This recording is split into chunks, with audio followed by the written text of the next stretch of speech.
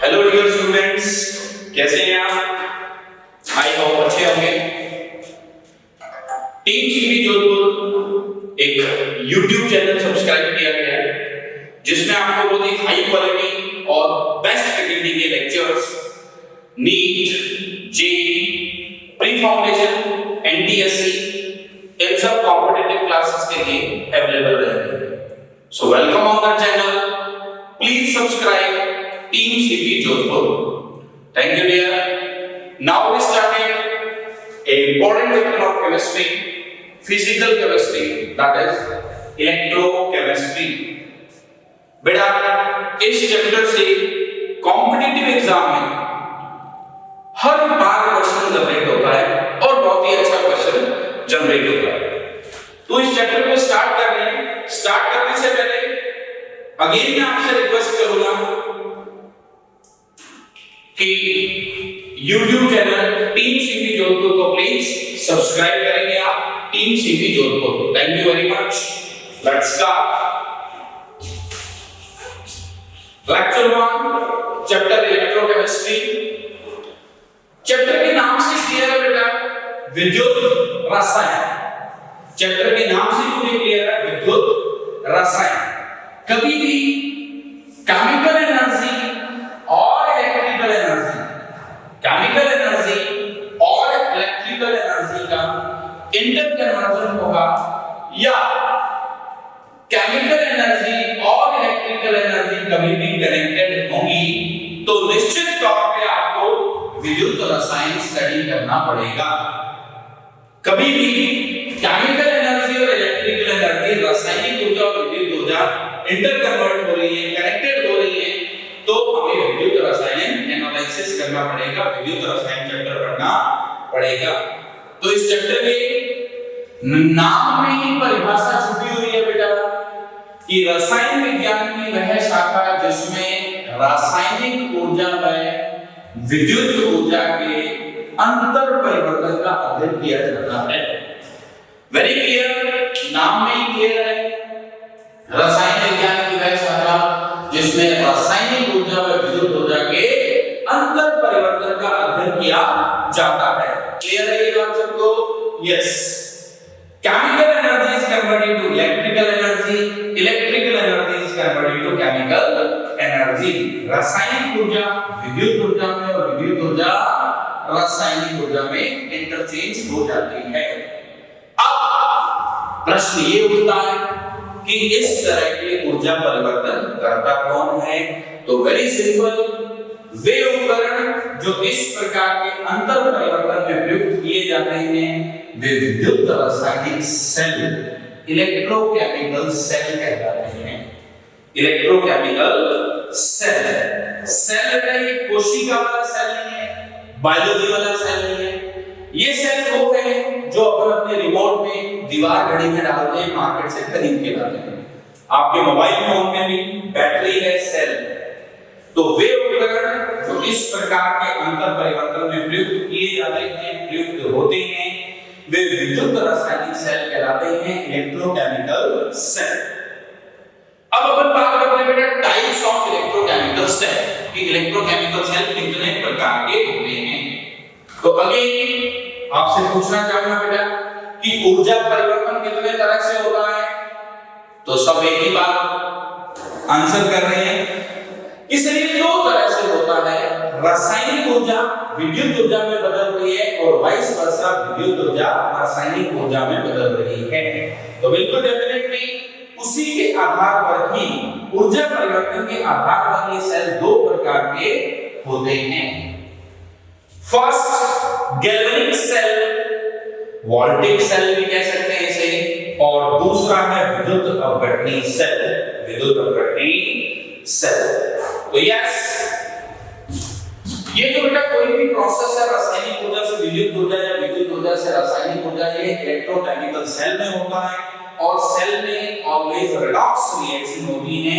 ये हमने 11th class में पढ़ा था, रेडॉक्स रिएक्शन कंप्लीट चैप्टर आया था जिसमें हम ऑक्सीडेशन, रिडक्शन, ऑक्सीकरण, अपचयन, रिएक्शन, बैलेंसिंग ये सब पढ़ते हैं। तो उसी का इंट्रोडक्टरी पार्ट है बेटा, ये यहां पे इंट्रोडक्शन आएगा। तो सबसे पहले मैं बात कर रहा हूं बेटा अपना गैल्वेनिक सेल। सबसे फर्स्ट मैं बात कर रहा हूं बेटा गैल्वेनिक सेल। गैल्वेनिक सेल की मैं बात कर रहा हूं बेटा। ये सेल आपके रूटीन लाइफ में बहुत काम आता है। आप अपने जो कैमरा में, आपके रिमोट में, आपकी दीवार घड़ी में जो भी सेल आप डालते हैं वो कौन सा सेल है भाई? Galvanic cell. मार्केट से आपने सेल खरीद के लाए और apparatus में लगा दिया। तो इसमें हुआ क्या कि इस सेल में केमिकल स्टोर रहता है। कभी अपन इस सेल को तोड़ के देखेंगे तो हमें कुछ केमिकल मटेरियल मिलेगा और उस केमिकल मटेरियल से रासायनिक ऊर्जा से विद्युत ऊर्जा प्राप्त हो जाती है। तो गैल्वेनिक सेल वो सेल है जो रासायनिक ऊर्जा को विद्युत ऊर्जा में परिवर्तित करते हैं। तो इनकी सेल रिएक्शन में, इनकी रेडॉक्स रिएक्शन में, इनकी सेल रिएक्शन में, इनकी रेडॉक्स रिएक्शन में केमिकल एनर्जी से इलेक्ट्रिकल एनर्जी मिलती है। ये गैल्वेनिक सेल आपकी रूटीन लाइफ में काम आने वाला सेल है। आपके कैमरा में, आपकी दीवार घड़ी में यूज किया जाता है बेटा। अब मैं बात करता हूं सेकंड नंबर सेल, विद्युत अपघटनी सेल। विद्युत अपघटनी सेल, इलेक्ट्रोलाइटिक सेल। जैसे बेटा आपने बात की कि गैल्वेनिक सेल क्या कर रहा है? केमिकल एनर्जी को इलेक्ट्रिकल एनर्जी में कन्वर्ट कर रहा है, रासायनिक ऊर्जा को विद्युत ऊर्जा में कन्वर्ट कर रहा है। तो विद्युत अपघटनी सेल वाइस वर्सा, इसका बिल्कुल उल्टा, विद्युत ऊर्जा को रासायनिक ऊर्जा में परिवर्तित करते हैं। अब इसकी सेल रिएक्शन में, इसकी रेडॉक्स रिएक्शन में क्या होगा? इलेक्ट्रिकल एनर्जी किसमें कन्वर्ट होगी? केमिकल एनर्जी में। और बेटा बहुत इंपॉर्टेंट बात कि इस तरह के सेल आप रूटीन लाइफ में काम में नहीं देते हैं। ये सेल नॉर्मली इंडस्ट्री में काम आता है, ठीक है। और इसको मैं कह सकता हूं कि ये आपके धातु क्रम में, मेटलर्जी में काम आएगा। मेटलर्जी में अपन क्या करते हैं? इलेक्ट्रिकल एनर्जी यूज करके उससे अपन केमिकल एनर्जी बनाते हैं, मतलब विद्युत ऊर्जा खर्च करके अपन शुद्ध धातु प्राप्त करते हैं, रासायनिक पदार्थ प्राप्त करते हैं। तो ये प्रोसेस इसका विद्युत अपघटनी सेल का, इलेक्ट्रोलाइटिक सेल का होता है। ये बात क्लियर है बेटा? It is very simple introduction. विद्युत रसायन, तो जिसमें रासायनिक ऊर्जा विद्युत ऊर्जा में और विद्युत ऊर्जा रासायनिक ऊर्जा में परिवर्तित होती है, उस शाखा को अपन विद्युत रसायन कहते हैं। वे उपकरण जो इस प्रकार के अंतर परिवर्तन में बेटा आपके काम आ रहे हैं, उन्हें हम कहते हैं विद्युत रासायनिक सेल, इलेक्ट्रोकेमिकल सेल। क्योंकि ऊर्जा परिवर्तन दो तरह से हो रहा है, रासायनिक ऊर्जा से विद्युत ऊर्जा और विद्युत ऊर्जा से रासायनिक ऊर्जा। तो उसके आधार पर सेल भी दो प्रकार के होंगे, एक होगा गैल्वेनिक सेल और एक होगा विद्युत अपघटनी सेल। गैल्वेनिक सेल या वोल्टिक सेल किसे कह सकते हैं अपन? रासायनिक ऊर्जा को विद्युत ऊर्जा में। तो इनकी रेडॉक्स रिएक्शन या जो सेल रिएक्शन है उसमें केमिकल एनर्जी को इलेक्ट्रिकल एनर्जी में कन्वर्ट किया जाता है। वाइस वर्सा, विद्युत अपघटनी सेल की बात करता हूं तो इसमें विद्युत ऊर्जा को रासायनिक ऊर्जा में परिवर्तित करते हैं और इनकी cell reaction electrical to chemical होगी। गैल्वेनिक सेल आपके रूटीन लाइफ में यूज आते हैं। लाइक मैंने आपको अभी बताया कि अपने रिमोट में, दीवार घड़ी में जो सेल है वो गैल्वेनिक सेल है। और जब मैं बात करता हूं विद्युत अपघटनी सेल की, तो इसे आप इंडस्ट्री में देखते हैं। नॉर्मली अपन जो स्टडी करते हैं वो मेटलर्जी, धातु क्रम में स्टडी करते हैं। वहां विद्युत ऊर्जा को खर्च करके रासायनिक पदार्थ, शुद्ध धातु प्राप्त किए जाते हैं। क्लियर है बेटा यहां तक बात? कोई दिक्कत इसमें? चलो भैया बता के बात करते हैं इससे।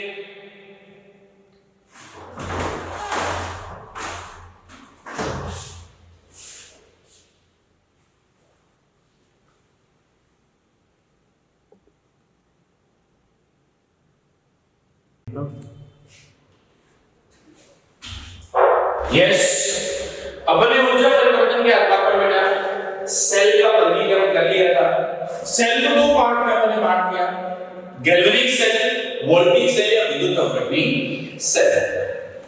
ऊर्जा परिवर्तन के आधार पर सेल को अपन ने दो भागों में बांट दिया। अब अपन उनका कंपैरेटिव एनालिसिस कर रहे हैं, गैल्वेनिक सेल और विद्युत अपघटनी सेल का। बहुत ही इंपॉर्टेंट टॉपिक है, बोर्ड पॉइंट ऑफ व्यू से जबरदस्त क्वेश्चन बनता है इससे, और एज वेल एज कंपटीशन में भी बहुत सारे कॉन्सेप्ट यहां छुपे हुए हैं जो कि अपन अभी डिस्कस करेंगे। तो लेट्स स्टार्ट गैल्वेनिक सेल और विद्युत अपघटनी सेल का तुलनात्मक अध्ययन, कंपैरेटिव स्टडीज। जब मैं बात करता था कंपैरेटिव स्टडी की, तो सबसे पहले देखो गैल्वेनिक सेल केमिकल एनर्जी को इलेक्ट्रिकल एनर्जी में कन्वर्ट करते हैं। रासायनिक ऊर्जा इसमें विद्युत ऊर्जा में परिवर्तित होती है। मैंने आपको पहले भी बताया कि जो मार्केट से अपन सेल ला रहे हैं, जो अपन अपने रिमोट में डालते हैं, वॉल क्लॉक में डालते हैं, वो बेसिकली गैल्वेनिक सेल की है। उसमें केमिकल मटेरियल भरा हुआ है और उसे हम अपने रिमोट के सर्किट में लगा देते हैं, तो उससे इलेक्ट्रिकल एनर्जी प्रोड्यूस करने लग जाता है। तो chemical energy is converted to electrical energy. Similarly point number second बिल्कुल कनेक्टिंग है फर्स्ट पॉइंट से बेटा। सेल रिएक्शन स्वतः होती है, स्पॉन्टेनियस होती है। नाम से स्पष्ट है, स्वतः मतलब अपने आप होना। अपने आप होने का लिंक आपको अभी मैंने बताया कि मार्केट से हम सेल खरीद के लाए और उस सेल को हमने रिमोट के सर्किट में हमारी दीवार घड़ी के परिपथ में लगा दिया, उसका फंक्शनिंग स्टार्ट हो गया, उसने काम करना स्टार्ट कर दिया। क्लियर है मेरी बात? हमें स्पेसिफिकली कुछ भी नहीं करना पड़ा। तो ये सेल रिएक्शन स्वतः हो गई। सेल रिएक्शन स्वतः होते ही एक बहुत ही इंपॉर्टेंट पॉइंट जनरेट हो गया यहाँ। सेल रिएक्शन इसकी स्वतः होती है। सेल रिएक्शन स्वतः, तो यहाँ एक बहुत ही इंपॉर्टेंट पॉइंट जनरेट हो गया बेटा अपने पास, डेल्टा जी। नहीं डाउट है इस चैप्टर के लिए, हमारे लिए नहीं, क्योंकि ये चैप्टर पुराने चैप्टर्स को लीड करते हुए, जैसा कि मैंने अभी आपको बताया कि रॉक्स के कॉन्सेप्ट्स इसमें आ गए हैं, ऑक्सीकरण इसमें आ रहा है। तो सिमिलरली यहाँ थर्मोडायनामिक्स भी इंक्लूड हो गया है, इंट्रोड्यूस्ड हो गया है। 11th क्लास में हमने थर्मोडायनामिक्स में गिब्स मुक्त ऊर्जा परिवर्तन के बारे में काफी डिस्कस किया था। तो अगर मैं बात करूं आपसे गिब्स मुक्त ऊर्जा परिवर्तन की, तो स्वतः अभिक्रियाओं के लिए, स्वतः प्रक्रम के लिए ये डेल्टा जी नेगेटिव ही होगा। स्पॉन्टेनियस प्रोसेस के लिए डेल्टा जी नेगेटिव ही होगा। और इस पे हमने काफी एनालिसिस भी किया है गिब्स फ्री एनर्जी इक्वेशन के फॉर्म में, जो कि आपके सामने ये रही, delta G is equal to delta H minus d delta x। यहाँ डेल्टा G बेटा Gibbs free energy change, Gibbs मुक्त ऊर्जा परिवर्तन। डेल्टा H आपके पास क्या है बेटा? एंथैल्पी परिवर्तन, enthalpy change. Capital T temperature in kelvin. Capital T का मतलब बेटा क्या होता है? Temperature in kelvin. और ये डेल्टा S जो है ये है एंट्रोपी परिवर्तन। 11th थर्मोडायनामिक्स में एंटर हो चुके हैं बेटा अपन। अगर अपनी ये सेल रिएक्शन स्वतः है, तो स्वतः रिएक्शन के लिए डेल्टा G नेगेटिव होगा। स्वतः रिएक्शन के लिए डेल्टा G नेगेटिव होगा। डेल्टा G होता क्या है? मैंने एक्सप्लेन कर दिया बेटा, Gibbs free energy change, Gibbs मुक्त ऊर्जा परिवर्तन। और आपने ये इक्वेशन भी 11th क्लास में स्टडी की थी, delta G delta H minus d delta S। Delta G यहाँ गिब्स मुक्त ऊर्जा परिवर्तन है, डेल्टा H यहाँ एंथैल्पी परिवर्तन है। Capital T temperature in kelvin और डेल्टा S आपके पास में एंट्रोपी परिवर्तन। ये चीजें अपन 11th क्लास में डिस्कस करके आए हैं। अगेन वापस मैं चल रहा हूं पॉइंट नंबर नेक्स्ट की ओर। तो ईएमएफ विद्युत वाहक बल, विद्युत वाहक बल इसके लिए कैसा होता है बेटा? पॉजिटिव होता है। विद्युत वाहक बल कैसा होता है इसके लिए? पॉजिटिव होता है। अगेन वही बात कि ये तो हमें सब कुछ रटना पड़ रहा है, याद करना पड़ रहा है। तो वापस मेरा आंसर वही कि बेटा 11th क्लास को अगर आप याद करोगे तो ये रिलेशन भी अपन ने बनाया था, delta G is equal to minus NFE। ये रिलेशन भी हमने 11th क्लास में डिस्कस किया है बेटा, relation in between Gibbs free energy change and electromotive force. Gibbs मुक्त ऊर्जा परिवर्तन और विद्युत वाहक बल में संबंध। तो डेल्टा G यहाँ इंट्रोड्यूस्ड है आपको, गिब्स मुक्त ऊर्जा परिवर्तन। n क्या है बेटा? यहाँ स्थानांतरित इलेक्ट्रॉनों की संख्या। जैसे कोई सेल रिएक्शन हो रही है, उसने 2 इलेक्ट्रॉन गेन किए या 2 इलेक्ट्रॉन लूज किए, 2 इलेक्ट्रॉन उसने ग्रहण किए या 2 इलेक्ट्रॉन उसने त्याग किए, तो ये अपने पास सेल रिएक्शन में स्थानांतरित इलेक्ट्रॉनों की संख्या n है। उसके बाद मैं आपसे डिस्कस करना चाहूंगा F बहुत ही इंपॉर्टेंट पैरामीटर है बेटा, फैराडे आवेश की सबसे बड़ी इकाई। फिजिक्स में भी हमने काफी डिस्कस किया इसका। 1 Faraday is equal to 96500 coulomb, क्योंकि अपन चार्ज की इकाई जो है अपन कूलम में भी लेते हैं। 1 Faraday is equal to 96500 coulomb. Clear है बेटा बात? ये अपन ने फिजिक्स में भी पढ़ा हुआ है। 1 Faraday is equal to 96500 coulomb. तो इस रिलेशन की बात कर रहा हूं बेटा, डेल्टा G गिब्स मुक्त ऊर्जा परिवर्तन माइनस सिंबल के साथ है, n स्थानांतरित इलेक्ट्रॉनों की संख्या सेल रिएक्शन में, F फैराडे आवेश की बड़ी इकाई, सबसे बड़ी इकाई, 1 Faraday is equal to 96500 coulomb, और E है विद्युत वाहक बल। तो बेटा वापस यहां कनेक्ट कर रहा हूं मैं आपको कि देखो जरा, सेल रिएक्शन स्वतः है तो डेल्टा G नेगेटिव है, और डेल्टा G नेगेटिव है तो EMF पॉजिटिव होगा। क्लियर है ये बात? बिल्कुल कनेक्टिंग है चारों पॉइंट। केमिकल एनर्जी से इलेक्ट्रिकल एनर्जी बनी, स्वतः रिएक्शन हुई, हमें कुछ नहीं करना पड़ा, स्वतः रिएक्शन हुई तो फिर डेल्टा G नेगेटिव हो गया, और डेल्टा G नेगेटिव है तो EMF पॉजिटिव ही होगा। That is clear? बोलो भाई सबको क्लियर है ये बात? तो डाउट इसमें? बहुत ही अच्छी बात अपन ने डिस्कस कर ली है। नेक्स्ट पॉइंट्स में जाने से पहले मैं इसको रिलेटिवली कनेक्ट करता हूं विद्युत अपघटनी सेल पे। विद्युत अपघटनी सेल पे, तो विद्युत अपघटनी सेल, जैसा कि मैंने आपको पहले ही बता दिया बेटा कि गैल्वेनिक सेल अपने रूटीन लाइफ में काम आने वाला सेल है, जो हमारे रिमोट और वॉल क्लॉक में लगता है। लेकिन विद्युत अपघटनी सेल इंडस्ट्री में काम आता है, मेटलर्जी में काम आता है, धातु क्रम में काम आता है। तो थोड़ा मैं इसका इंट्रोडक्शन आपको दूं तो अपन ने सबसे पहला पॉइंट पढ़ा बेटा क्या, कि electrical energy is converted into electrical energy is converted into chemical energy. Clear है बेटा? विद्युत ऊर्जा रासायनिक ऊर्जा में परिवर्तित हो रही है। विद्युत ऊर्जा रासायनिक ऊर्जा में परिवर्तित हो रही है, और इसकी सेल रिएक्शन अस्वतः होती है। सेल रिएक्शन इसकी अस्वतः होती है, और ये सेल रिएक्शन अस्वतः कैसे होती है हमें ये समझ में नहीं आ रहा है। तो देखो बेटा इधर समझ में इसको। अब हम बनाते हैं इस विद्युत अपघटनी सेल को। ये मैंने लिया एक पात्र, ये एक पात्र लिया, इस पात्र में अपन ने 2 धात्विक इलेक्ट्रोड लगा दिए बेटा। इस पात्र में अपन ने 2 धात्विक इलेक्ट्रोड लगा दिए हैं, और जिस विलयन का विद्युत अपघटन अपन को करवाना है वो विद्युत अपघटनी विलयन अपन ने ले लिया है। लाइक कोई भी लवणीय विलयन, NaCl का जलीय विलयन, NaCl का गलित विलयन, XYZ कोई भी लवणीय विलयन जिसका हमें विद्युत अपघटन करवाना है। तो ये अपना सेल का एक बेसिक स्ट्रक्चर तैयार हो गया। अब मेरा क्वेश्चन आपसे ये है कि क्या सेल रिएक्शन हो पाएगी? तो मुझे लगता है कि सेल रिएक्शन नहीं हो पाएगी। तो क्वेश्चन आया क्यों नहीं हो पाएगी? क्योंकि हमने लिखा है इलेक्ट्रिकल एनर्जी से केमिकल एनर्जी बनेगी, तो इलेक्ट्रिकल एनर्जी तो हमने यहां लगाई थी। तो देखो इसमें अब ये लगा देते हैं सोर्स ऑफ इलेक्ट्रिकल एनर्जी। ये चीज आप समझते हैं बेटा, ये अपन ने लगा दिया एक सेल।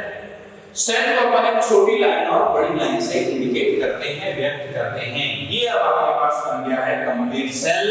अब आप इस चीज को पूरी तरह से कनेक्ट करते हुए ध्यान से समझेंगे कि हमने यहाँ सोर्स ऑफ इलेक्ट्रिकल एनर्जी लगाया। क्या लगाया बेटा? सोर्स ऑफ इलेक्ट्रिकल एनर्जी हमने लगाया। जब हमने यहाँ सोर्स ऑफ इलेक्ट्रिकल एनर्जी लगा दिया है, सोर्स ऑफ इलेक्ट्रिकल एनर्जी लगा दिया है, तो ये सेल रिएक्शन स्टार्ट होगी, और इस सेल रिएक्शन से हमें इन मेटल इलेक्ट्रोड पर, इन धात्विक इलेक्ट्रोडों पर रासायनिक पदार्थ प्राप्त होने लग जाएंगे। मतलब विद्युत ऊर्जा खर्च करने से इन धात्विक इलेक्ट्रोडों पर हमें अनेक रासायनिक पदार्थ प्राप्त होने लग जाते हैं। तो मतलब इलेक्ट्रिकल एनर्जी केमिकल एनर्जी में कन्वर्ट हो रही है। विद्युत ऊर्जा खर्च करने से रासायनिक पदार्थ, रासायनिक ऊर्जा हमें मिल रही है। तो बेटा हम बात करते हैं सेल रिएक्शन असफलता का क्या मतलब है। तो बिल्कुल स्पष्ट सी बात हमें नजर आ रही है। वापस मैं इस बात को आपसे डिस्कस करता हूं कि अगर मैं ये बैटरी यहां से हटा दूं तो क्या ये सेल रिएक्शन हो पाएगी? बिल्कुल नहीं हो पाएगी। तो इस सेल रिएक्शन को करवाने के लिए हमें बैटरी लगाना जरूरी है। मतलब हमने बैटरी लगाया तो सेल रिएक्शन हुई, अपने आप ये सेल रिएक्शन नहीं हुई। तो अगर सेल रिएक्शन अपने आप नहीं हो रही है तो ये सेल रिएक्शन कैसी होगी? नॉन स्पॉन्टेनियस होगी, असफल होगी। अगेन 11th को कनेक्ट करते हुए चल रहा हूं बेटा। कोई भी प्रोसेस अगर असफल हो तो उसके लिए गिब्स मुक्त ऊर्जा परिवर्तन पॉजिटिव ही होगा। कोई भी प्रोसेस, कोई भी सेल रिएक्शन, कोई भी परिणाम यदि असफल है तो ये डेल्टा जी इसके लिए पॉजिटिव ही आएगा, इसमें कोई डाउट नहीं है। और अभी जस्ट मैंने आपको कनेक्ट किया बेटा थर्मोडायनामिक्स से कि अगर गिब्स मुक्त ऊर्जा परिवर्तन पॉजिटिव है तो ईएमएफ ऑफ सेल का विद्युत वाहक बल, इलेक्ट्रोमोटिव फोर्स, विद्युत वाहक बल नेगेटिव होगा। बिकॉज़ इनका रिलेशन आपके सामने लिखा हुआ बेटा, delta G equal to minus NFE, delta G equal to minus NFE। बोलो ये बात क्लियर है अच्छे से? ये चारों पॉइंट बहुत ही इंपॉर्टेंट है, बहुत ही कंसेप्चुअल है, इसकी मैं ब्रीफिंग कर रहा हूं आपको। देन हम फर्दर नेक्स्ट पॉइंट्स की ओर चलेंगे। तो सबसे पहला point galvanic cell, chemical energy to electrical energy, chemical energy to electrical energy, vice versa. विद्युत अपव्यय सेल में electrical energy is converted to chemical energy, विद्युत ऊर्जा रासायनिक ऊर्जा में बदल रही है। सिंपल सी बात है, सिंपल सा कांसेप्ट है। अगर हमने किसी एक सेल को अच्छे से कंसेप्चुअली याद कर लिया तो vice versa most of next वाला पार्ट हमें डिस्कस करने की जरूरत नहीं पड़ेगी, बिल्कुल कनेक्टिंग है। तो सिमिलरली मैंने बात की, यहां सेल रिएक्शंस होता है, there is no any extra effort, cell को सर्किट दिया और सेल रिएक्शन स्टार्ट। और अगर मैं बात करता हूं यहां तो यहां सेल रिएक्शन होता है। सेल रिएक्शन चलाने के लिए हमें इलेक्ट्रिकल एनर्जी की जरूरत पड़ती है, विद्युत ऊर्जा की जरूरत पड़ती है। एंड अगेन वेरी कनेक्टिंग, अगर सेल रिएक्शन होता है तो डेल्टा जी नेगेटिव, अगर सेल रिएक्शन असफल है तो डेल्टा जी पॉजिटिव। और अगर मैं बात करता हूं अगेन, अगर डेल्टा जी नेगेटिव है तो ये सूत्र आपके सामने लिखा हुआ है, ये फॉर्मूला आपके सामने लिखा हुआ है कि डेल्टा जी नेगेटिव है तो ईएमएफ पॉजिटिव भी होगा। और अगर मैं बात करता हूं यहां डेल्टा जी पॉजिटिव है तो ईएमएफ ऑफ सेल का विद्युत वाहक बल नेगेटिव होगा। इस चीज में हमें कोई दिक्कत नहीं है और ये पूरी तरह से 11th के कांसेप्ट पे बेस्ड है। तो इसीलिए मैं फार्मूले भी इंट्रोड्यूस करवा रहा हूं आपको, ताकि आपको न्यूमेरिकली कोई भी चीज फेस करने में प्रॉब्लम नहीं आए और एज वेल एज हम 11th से कनेक्ट करते हुए चलें। तो चलो भी नेक्स्ट पॉइंट पे आते हैं। ये चार पॉइंट वाइस वर्सा आपने डिस्कस कर लिए, कंपैरिजन फॉर्म में हमने डिस्कस कर लिए। नेक्स्ट पॉइंट में बात करता हूं बेटा, इसमें कैथोड और एनोड अलग-अलग दो कंटेनर्स में होते हैं। कैथोड एक अलग कंटेनर में होगा, एनोड एक अलग कंटेनर में होगा। मतलब कैथोड और एनोड अलग-अलग कंटेनर में, अलग-अलग कंटेनर में, अलग-अलग इलेक्ट्रोलाइटिक सॉल्यूशन में रहते हैं। तो हमारे दिमाग में आता है कि जब ये अलग-अलग कंटेनर में हैं तो इसमें हमने पढ़ा हुआ है कि परिपथ पूरा होगा तभी सेल रिएक्शंस होंगी, तभी प्रोसेस होगा। तो बिल्कुल सही पढ़ा आपने बेटा, ये दोनों कैथोड और एनोड अलग-अलग कंटेनर में होते हैं तो इनको कनेक्ट करने के लिए सॉल्ट होनी जरूरी है। कोई ना कोई कनेक्टिंग लिंक होनी चाहिए कि नहीं होनी चाहिए? तो इसको कनेक्ट करने के लिए हमें लवण सेतु आवश्यक होता है। इन दोनों पॉइंट को कनेक्ट करते हुए चल रहा हूं, ध्यान से समझेंगे अपन कि अगर मैं गैल्वेनिक सेल की बात करता हूं तो यहां कैथोड और एनोड दोनों अलग-अलग पात्र में होते हैं और जब ये अलग-अलग पात्र में हैं तो इन्हें जोड़ने के लिए, परिपथ को पूरा करने के लिए इस एक ब्रिज की, किसी एक कनेक्टिंग लिंक्स की जरूरत पड़ेगी। तो वो जरूरत कौन पूरी करेगा? लवण सेतु। तो यहाँ लवण सेतु हमें आवश्यक होता है। अब हमारे लिए नया पॉइंट आ गया कि लवण सेतु क्या है। तो बेटा इस लवण सेतु की टेंशन को आप यहीं छोड़ दो, सिर्फ इसका नाम ध्यान रखो कि यहाँ लवण सेतु आवश्यक है, क्योंकि जब अपन गैंग्लिक सेल को कंप्लीट एनालिसिस करेंगे तब अपन लवण सेतु के बारे में पूरी तरह से आपसे बात करेंगे। अभी तो सिर्फ आपके माइंड में एक कांसेप्ट डेवलप हो गया कि यहाँ कैथोड और एनोड दोनों अलग-अलग पात्रों में पड़े हुए हैं, और जब ये अलग-अलग पात्रों में हैं तो इनको जोड़ने के लिए लवण सेतु आवश्यक है। क्लियर हो गए ये दो पॉइंट? इन्हीं दो पॉइंट को वाइस वर्सा मैं इधर लेके चलता हूं ताकि हम कंपैरेटिवली बहुत इजीली पढ़ते हुए चलें, हमें आसानी से याद रह सके बेटा, क्योंकि हमारा मोटो पढ़ने के साथ-साथ स्टडी को इजियर फॉर्म में भी रिप्रेजेंट करना है। देखो पढ़ते सभी हैं, पढ़ाते सभी हैं, लेकिन कंसेप्चुअल और इजियर फॉर्मेट हमारे लिए इंपॉर्टेंट है। तो जैसे 4 पॉइंट मैंने फर्स्ट 4 पॉइंट मैंने वाइस वर्सा कनेक्ट करते हुए लिए, तो मैं नेक्स्ट 2 पॉइंट को वाइस वर्सा कनेक्ट करते हुए आपसे डिस्कस कर रहा हूं। तो यहां मेरे पास वापस वही बात आ गई बेटा कि कैथोड और एनोड एक ही पात्र में स्थित होते हैं। अगर ये बात हमें डायग्राम में पहले ही रिप्रेजेंट हो चुकी है बेटा, कैथोड और एनोड दोनों इलेक्ट्रोड एक ही पात्र में उपस्थित हैं। कैथोड और एनोड एक ही पात्र में उपस्थित हैं। जब एक ही पात्र में उपस्थित हैं तो वो आपस में जुड़े हुए हैं, और वो आपस में जुड़े हुए हैं तो हमें किसी एक्सटर्नल लिंक की जरूरत नहीं होगी। तो बिल्कुल सही सोच रहे हैं आप, बिल्कुल सही दिशा में जा रहे हैं आप कि हमें सॉल्ट ब्रिज की आवश्यकता नहीं होती है। यहाँ अगर मैं आपको एक बात डिस्कस करना चाहूँ बेटा, तो यहाँ जो सेल है वो देखो ये बैटरी से जुड़ा हुआ है। अब हम कह रहे हैं कि सर यहाँ तो कहीं जुड़ा नहीं हुआ है, ये जुड़ा हुआ है किससे? विद्युत अपव्यय विलयन से। विद्युत अपव्यय विलयन क्या है इसको अपन डिस्कस करेंगे अभी नेक्स्ट। तो विद्युत अपव्यय विलयन क्या बेटा, इसमें आयन होते हैं, आयनों की गतिशीलता होती है, उससे चालकता पाई जाती है, और उसी चालकता के कारण ये एक दूसरे से कनेक्ट किए हुए हैं। मतलब ये पूरा का पूरा परिपथ कंप्लीट है।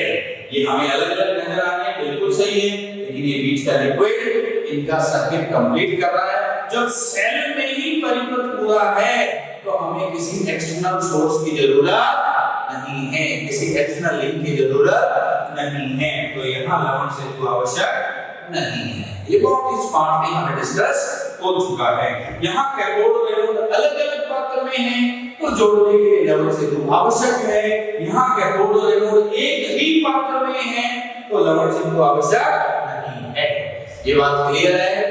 तो अपन आगे बात करते हैं बेटा, ध्यान से इसको समझेंगे कि अब मैं बात करता हूं पॉइंट नंबर नेक्स्ट पे, पॉइंट नंबर 7। 4 पॉइंट्स को अपन वाइस वर्सा एक साथ डिस्कस कर लिया, कांसेप्चुअली हमने ये तैयार कर लिया।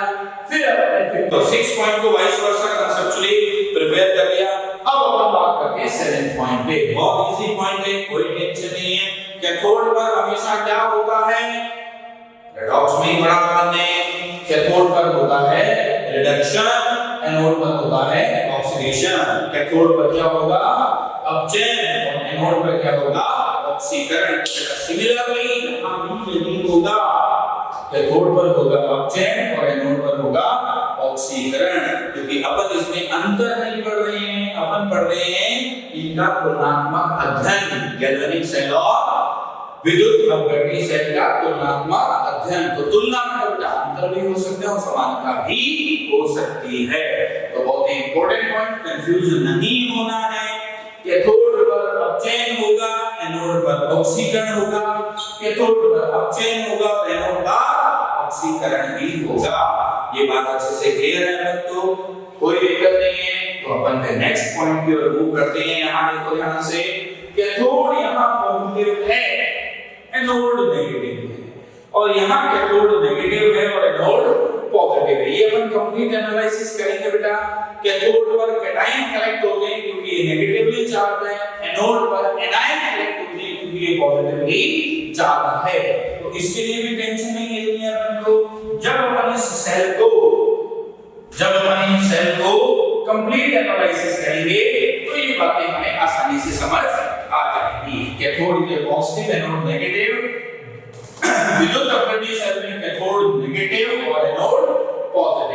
ये अपने पूरा कंपैरेटिव एनालिसिस कर लिया, इसमें कोई दिक्कत हमें नहीं आनी चाहिए। अगेन रिपीट कर रहा हूं, that is very very important for board as well as competitive examination. बहुत ही इंपॉर्टेंट चीज है। अच्छा क्वेश्चन यहां से जनरेट होता है और न्यूमेरिकल फॉर्म में भी अपन बहुत ही अच्छी वर्किंग यहां कर चुके हैं 11 के कांसेप्ट्स को इंक्लूड करते हुए। तो आई होप आपको समझ में आ गया होगा। तो मैं आगे आपसे डिस्कस करता हूं, देखिए जरा ध्यान से। तो आगे अपन डिस्कस कर रहे हैं बेटा क्या, इन सेल में थोड़ा और डीप एनालिसिस करते हैं कि भाई ये गैल्वेनिक सेल क्या है, कितने तरह का होता है, किस तरह की सेल रिएक्शंस इसमें होती हैं, तो उसको अपन डिस्कस करते हैं।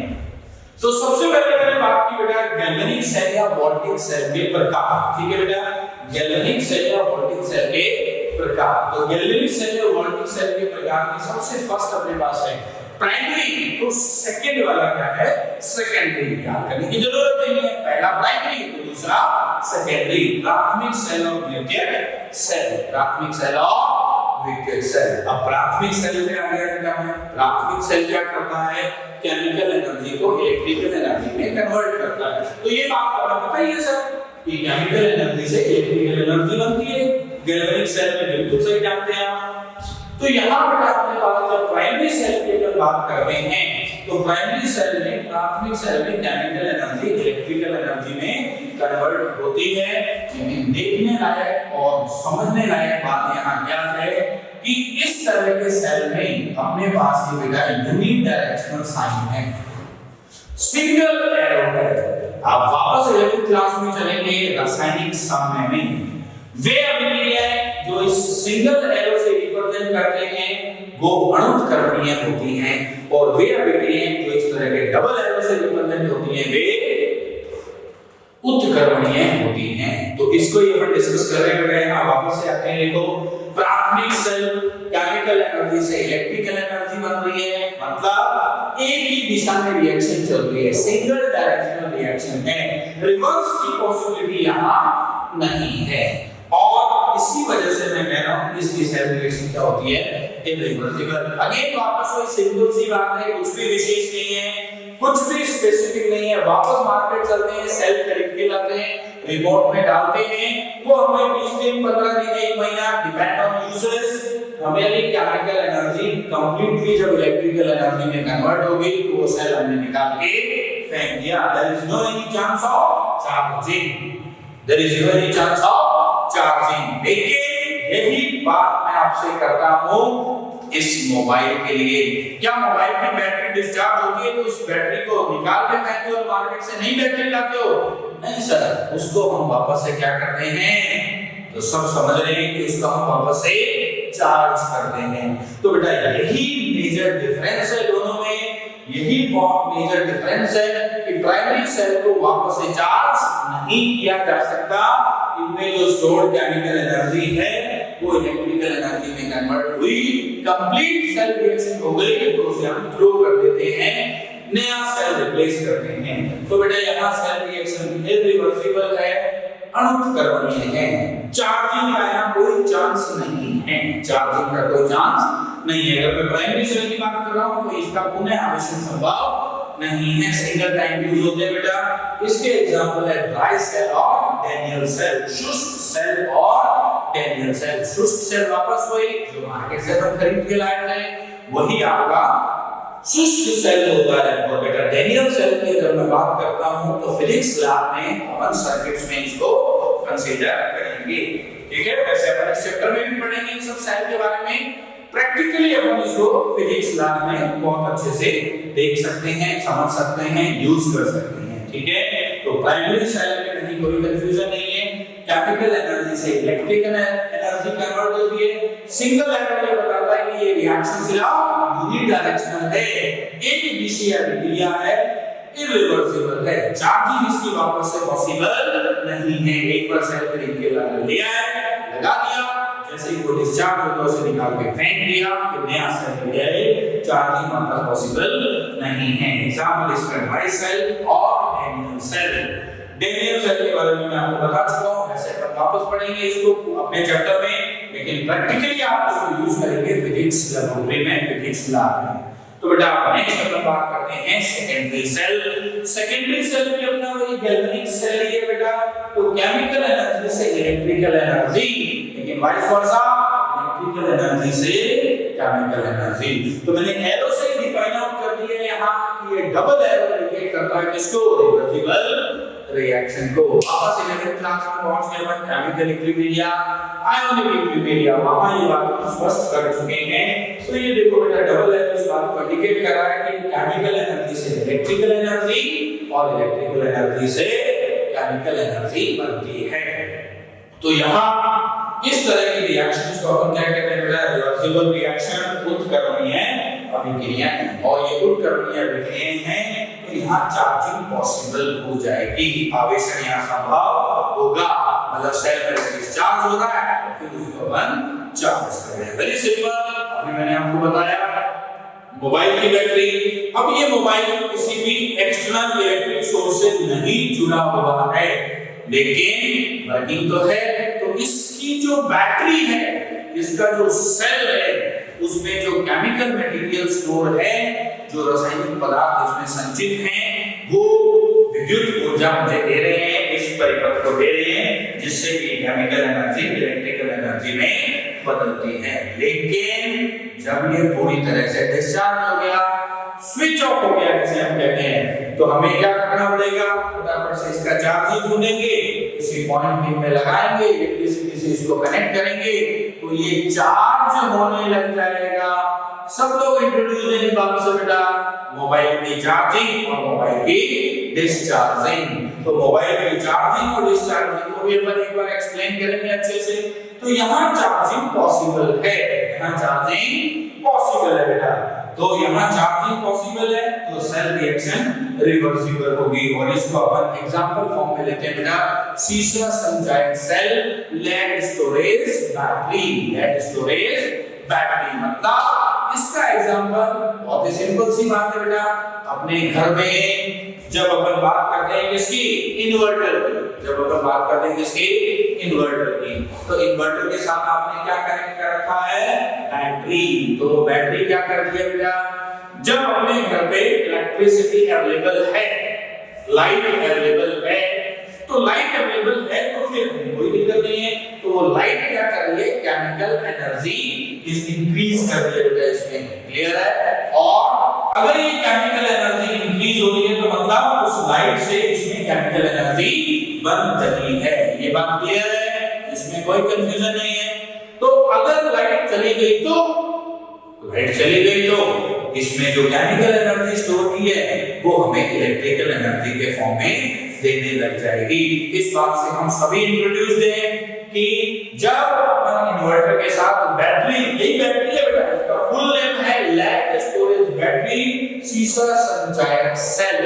लेड स्टोरेज बैटरी या सीसा संचयक सेल, जब हमारे घर में इलेक्ट्रिसिटी अवेलेबल है तो उस इलेक्ट्रिसिटी से, इलेक्ट्रिकल एनर्जी से हमारे वो बैटरी जो है उसमें केमिकल एनर्जी बन रही है, और जब लाइट चली गई है तो उससे फिर केमिकल एनर्जी से हमें इलेक्ट्रिकल एनर्जी मिलने लग जाती है।